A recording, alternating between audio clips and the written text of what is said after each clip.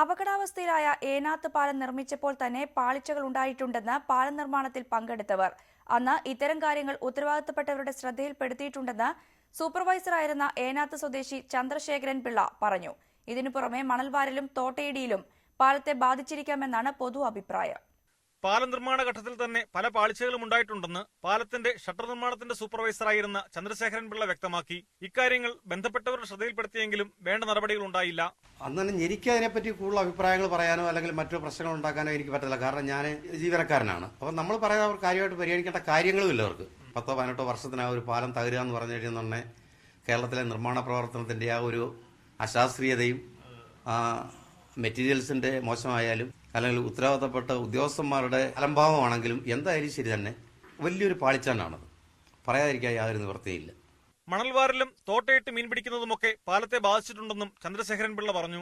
ബന്ധപ്പെട്ടവർ നിർദ്ദേശപ്രകാരമാണ് നിർമ്മാണം നടത്തിയതെന്ന് പാലം നിർമ്മാണ ഘട്ടത്തിൽ മിക്സർ ഓപ്പറേറ്ററായിരുന്ന മഹർഷിക്കാവ് സ്വദേശി ഗോപാലൻ പറഞ്ഞു. ആദ്യാവസാനം താൻ പാലം പണിയിൽ പങ്കാളിയായിരുന്നു. എന്നാൽ വെള്ളത്തിനടിയിലെ നിർമ്മാണത്തിലെ തകരാറുകളെപ്പറ്റി അത് നടത്തിയ തൊഴിലാളികൾക്ക് അറിയാനാകൂ. തോട്ടയിട്ട് മീൻ പിടിക്കുന്നത് പാലത്തെ ബാധിച്ചിട്ടുണ്ടാകാമെന്നാണ് കരുതുന്നത്. അടിയിലത്തെ താഴ്ച എങ്ങനെ പോയി എന്നുള്ള വിവരങ്ങളൊന്നും നമുക്കറിയാൻ പറ്റില്ല. കാരണം നമ്മൾ മേളിൽ കാണുന്നല്ലോ അടിയില്ലേ. മേളിൽ നമ്മൾ വെള്ളത്തിന്റെ കുഴപ്പമില്ല കാണുന്നുള്ളൂ. അടിയിൽ എന്താ എന്നുള്ള വിവരം അറിയുന്നില്ല. അതുപോലെ അതിന്റെ താഴ്ചയും 10-15 മീറ്ററിനകത്ത് പോയിട്ടുണ്ടെന്ന് എനിക്ക് തോന്നുന്നു. അവർ പറയുന്ന കൃഷിയിൽ തന്നെയാണ് നമ്മൾ ചെയ്തിരിക്കുന്നത്. അവിടെ നമുക്കിപ്പോൾ കുറയ്ക്കേണ്ട കാര്യം വരുന്നില്ലല്ലോ. അതിനെല്ലാം ഡിപ്പാർട്ട്മെന്റ് ആൾക്കാരെല്ലാം നിന്നാണ് ചെയ്യിക്കുന്നത്. പിന്നെ അവർ ജോലിക്കാരനെ സംബന്ധിച്ചോളം ബാധമുള്ള കാര്യങ്ങളല്ലത്. മേളിൽ പണി നടക്കുന്നുകൊണ്ടിരിക്കുന്ന സമയത്തൊക്കെ തോട്ട പൊട്ടിക്കുവാൻ ആൾക്കാർ മീൻ പിടിക്കാനായിട്ട്. അപ്പോൾ ഈ കോൺക്രീറ്റ് ചെയ്ത് കഴിയുന്നതിൻ്റെ പിറ്റേ ദിവസം തന്നെ ഇങ്ങനെ അവിടെ പണി നോക്കുന്ന കോൺക്രീറ്റ് ചെയ്തതിൻ്റെ പിറ്റേ ദിവസം തന്നെ അത് താഴോട്ട് ഇറക്കിക്കൊണ്ടിരിക്കുക ബില്ല് പണിഞ്ഞ്. അപ്പോൾ ഈ സമയത്തൊക്കെ അവിടെ മേളിൽ തോട്ട പിടിക്കുന്ന ശക്തമായിട്ട് വെള്ളം അടിക്കുന്നുണ്ടല്ലോ.